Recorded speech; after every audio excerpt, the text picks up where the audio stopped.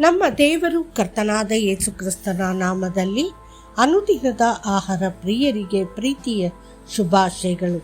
2025 July ತಿಂಗಳ 6ನೇ ತಾರೀಕಿನ ಭಾನುವಾರದ ದೇವರ ವಾಕ್ಯವು, ಯುದ್ಧ ಭೂಮಿಯಲ್ಲಿ ಯೋಧನಾಗಿ ನೀನು ಜೀವಿಸುವ ದಿನಗಳೆಲ್ಲ ಯಾವ ಮನುಷ್ಯನು ನಿನ್ನ ಮುಂದೆ ನಿಲ್ಲಲಾರನು.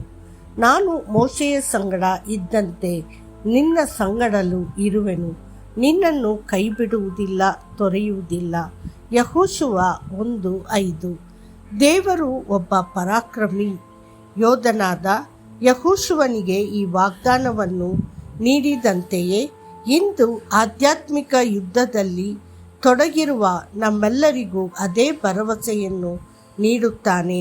ನಿನ್ನ ಜೀವನದ ಎಲ್ಲ ದಿನಗಳಲ್ಲಿ ಯಾರೂ ನಿನ್ನ ವಿರುದ್ಧ ನಿಲ್ಲಲಾರರು.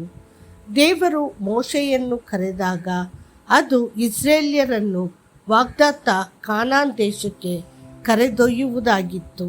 ಆದರೆ ಅವನು ಯೆಹೋಶುವನನ್ನು ನೇಮಿಸಿದಾಗ ಅದು 7 ರಾಷ್ಟ್ರಗಳು ಮತ್ತು ಕಾನಾನ್ನಲ್ಲಿ 31 ರಾಜರ ವಿರುದ್ಧ ಯುದ್ಧ ಮಾಡಿ ಭೂಮಿಯನ್ನು ವಶಪಡಿಸಿಕೊಂಡು ಅದನ್ನು ಇಸ್ರೇಲ್ ಬುಡಕಟ್ಟು ಜನಾಂಗದ ನಡುವೆ ಆನುವಂಶಿಕವಾಗಿ ಹಂಚಿಕೊಳ್ಳುವುದಾಗಿತ್ತು.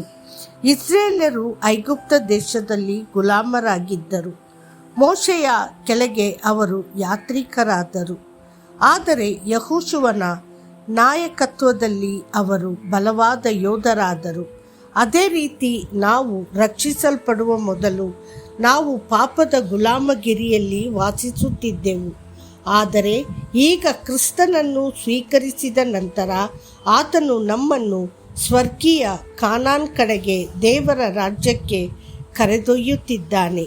ಇದಲ್ಲದೆ ಪವಿತ್ರಾತ್ಮವು ನಮ್ಮನ್ನು ಅಭಿಷೇಕಿಸುತ್ತದೆ ಮತ್ತು ಸ್ವರ್ಗೀಯ ಸ್ಥಳಗಳಲ್ಲಿ ಆಳುವ ಕತ್ತಲೆಯ ಶಕ್ತಿಗಳನ್ನು ಹೋರಾಡಲು ಮತ್ತು ಜಯಿಸಲು ನಮಗೆ ದೈವಿಕ ಶಕ್ತಿಯನ್ನು ನೀಡುತ್ತದೆ.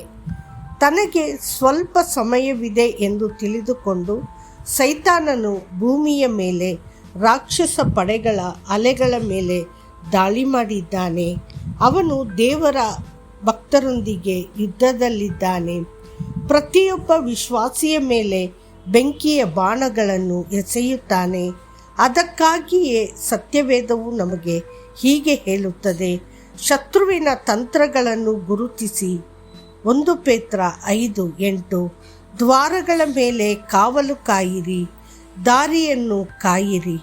ನಮ್ಮ ನಡುಗಳನ್ನು ಕಟ್ಟಿಕೊಳ್ಳಿ ಮತ್ತು ಬಲಪಡಿಸಿಕೊಳ್ಳಿ. ನಹೂಮ 2:1. ವರ್ಷಗಳ ಹಿಂದೆ ಒಂದು ನಿರ್ದಿಷ್ಟ ದೇಶದ ಸೈನ್ಯವು ಜಗತ್ತಿನ ಎಲ್ಲ ಸೈನ್ಯಗಳಿಗಿಂತ ಅತ್ಯಂತ ಅಶಿಸ್ತಿನಿಂದ ಕೂಡಿದೆ ಎಂದು ಹೇಳುವ ಒಂದು ವರದಿಯನ್ನು ನಾನು ಪತ್ರಿಕೆಯಲ್ಲಿ ಓದಿದ್ದೆ.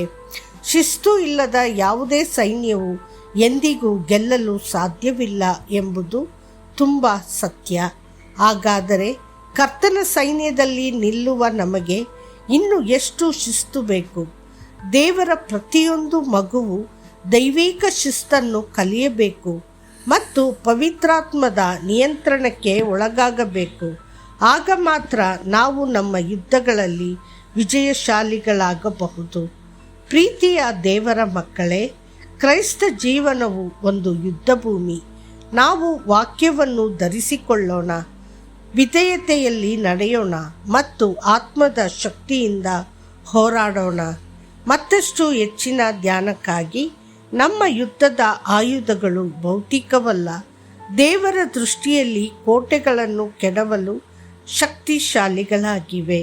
2 ಕೊರಿಂಥದವರಿಗೆ 10:4. ಕರ್ತನು ನಿಮ್ಮನ್ನು ಆಶೀರ್ವದಿಸಲಿ. ಆಮೇನ್.